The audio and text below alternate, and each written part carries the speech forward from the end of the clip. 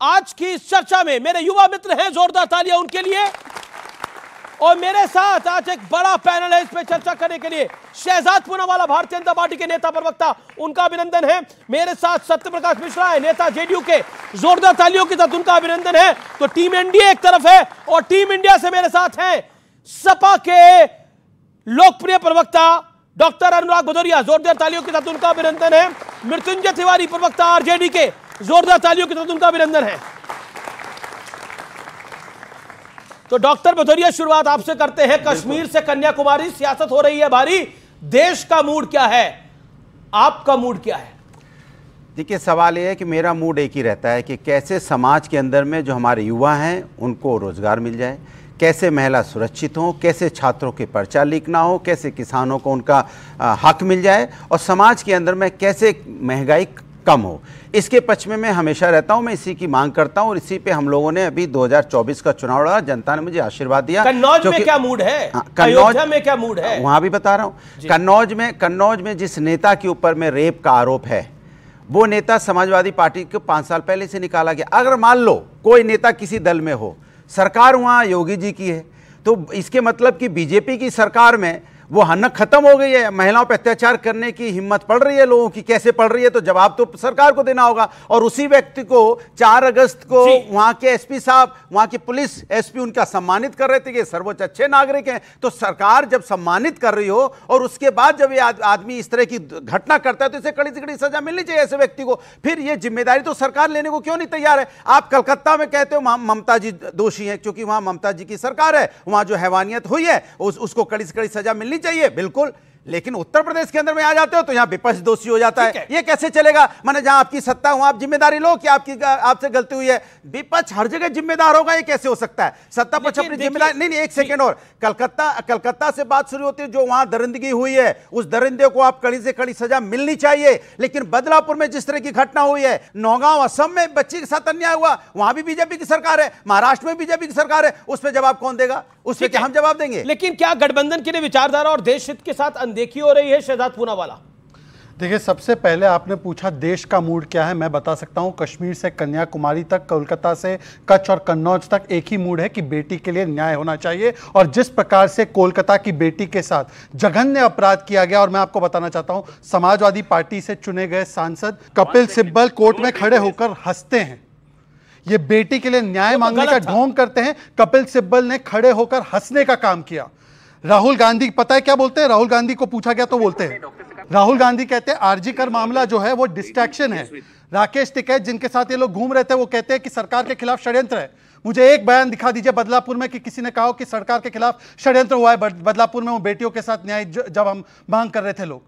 एक बयान बता दो। वहां के प्रिंसिपल को तुरंत हटाया गया, पुलिस ऑफिसर को हटाया गया। और मुझे एक बार बता दीजिए कि हाथरस की घटना हुई, इस पर 10 चर्चा हुई, मणिपुर की घटना हुई, उस पर 10 चर्चा हुई। आज मुझे बता दे कि इन्होंने कितनी बार जाकर कोलकाता में उस बेटी के साथ न्याय की मांग की, बेटी के परिवार के घर पर गए, और ये लोग बता दे। अरे इतनी उत्साह क्यों है आपको? बताइए ना। राहुल गांधी कहां है? प्रियंका वाड्रा कहां है आज?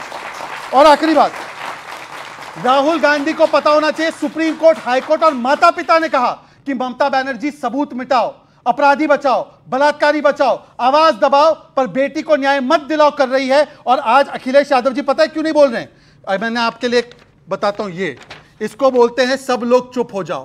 क्योंकि कन्नौज की बात करें ना, कन्नौज में इनकी नेत्री है जूही सिंह, उन्होंने कहा कि वो व्यक्ति जो है वो तो अच्छा है, बेटी का नार्को टेस्ट कराओ। 15 साल की बेटी कौन सी नौकरी मांगने आई थी?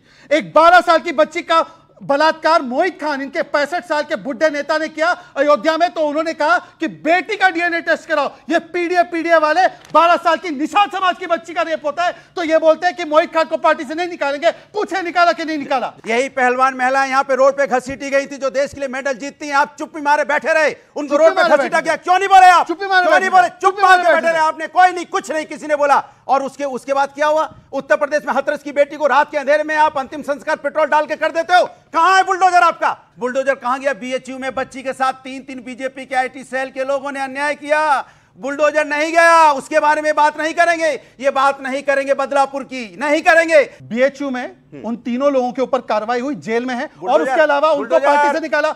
इतना मोहित खान को निकालो ना, फिर 12 अरे साल भाई, की बच्ची मैं का कह रेप रहा हूं, किया, सरकार अब छोड़ आपकी दीजिए है। भाई। ऐसे इंटरप्शन करना है तो फिर मैं भी अपना, तो मैं अपनी बात नहीं पूरी नहीं, करूंगा, आप खत्म करूंगा आपकी ना। हुई या आप नहीं? मेरे तरफ कह रहे हो कि आपका है सब मेरा, अरे तो या आप तो आपका मुझ पे क्या कह रहे है? थे, मैंने बीच में नहीं आपका बोला। क्या है? सब मेरा ही है। तो अमीश जी देखिए, जब ये डिबेट हारते तब ये इंटरप्ट करते हैं, तो आप सोच लीजिए क्यों अरे इंटरप्ट बोलो करते हैं। ना भाई। अरे आपके परमिशन से थोड़ी बोलूंगा भाई, सुन लीजिए। आप 240 हमें दिया है, आपको 37 दिया है, आपको थोड़ा 33, समझ लीजिए इस बात को, अब सोच लीजिए। अब अमीश जी बिना गिना रहा हूं, इंटरप्शन, 33। अमीश जी मैं आपसे एक इंटरवेंशन चाहता हूं, 1 मिनट आप मेरे पास आ सकते हैं? 1 मिनट रिक्वेस्ट बोलिए कर, बोलिए 1 मिनट 10 सेकंड ही लूंगा। जी जी इन्होंने कहा कि पैरोल हम ग्रांट करते हो जी, जी। राम रहीम को।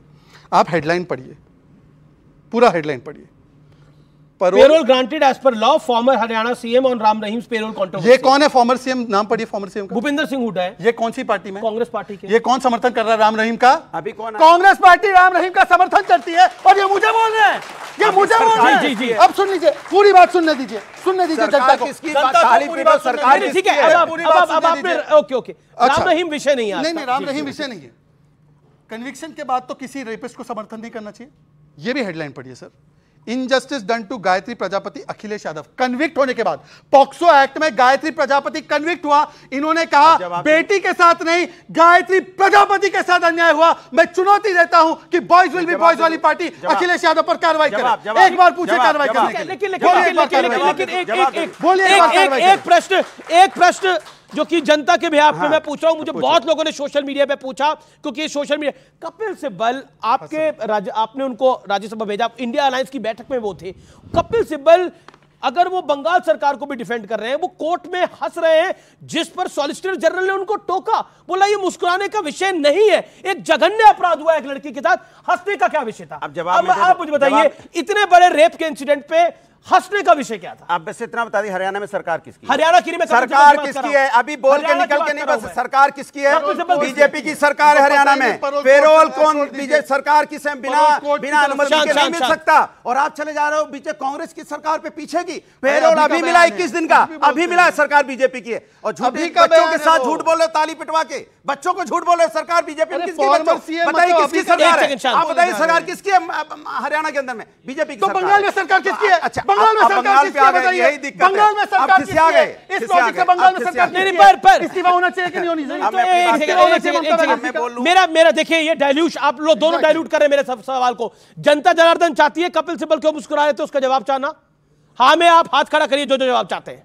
सर ऑलमोस्ट 95% लोग तो जवाब चाहते हैं। कपिल सिब्बल वकील हैं, अब उन्होंने वकालत में वहां पे क्या किया, ना मैंने वो वीडियो देखा है, ना मैंने वो घटना 3 दिनों के वीडियो नहीं देखा आपने? वैसे आप सुबह शाम टीवी पे बैठे रहते हैं। वकील क्या बोल रहे हैं, क्या सुन रहे हैं, मुझसे पूछ रहे हो आप? ये कोई